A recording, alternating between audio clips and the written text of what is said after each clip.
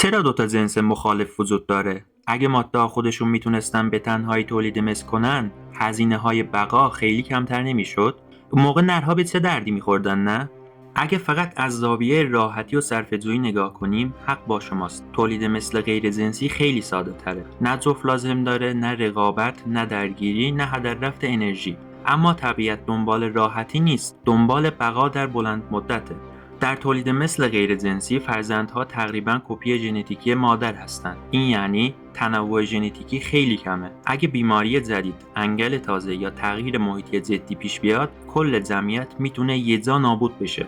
اینجاست که تولید مثل جنسی اهمیت پیدا میکنه. وقتی دو جنس وجود داره، ژن‌های متفاوت با هم ترکیب میشن. هر نسل نسخه‌های متنوع‌تری از موجودات به دنیا میاد. بعضی از این نسخه ها اتفاقاً برای شرایط سخت‌تر مناسب‌تر هستند. نقش نرها دقیقاً همینه، افزایش تنوع ژنتیکی و ایجاد یک میدان انتخاب. رقابت نرها، انتخاب ماده‌ها و تفاوت ژنتیکی باعث میشه ژن‌های ضعیف‌تر کم کم حذف بشن و ژن‌های کارآمدتر باقی بمونن. از طرف دیگه تولید مثل جنسی کمک میکنه ژن‌های معیوب جمع نشن، بیماری‌ها و انگل‌ها نتونن خیلی راحت یک گونه رو شکست بدن، گونه‌ها با تغییرات محیطی هماهنگ بمونن. به همین دلیله که حیوانات ساده‌تر یا گونه‌هایی که با شرایط خیلی سخت ولی بدون تغییر زندگی میکنن، گاهی میتونن غیر جنسی تولید مثل کنن، مثل آرتمیاها. اما حیوانات پیچیده‌تر مثل پستانداران کاملاً به تولید مثل جنسی وابستن.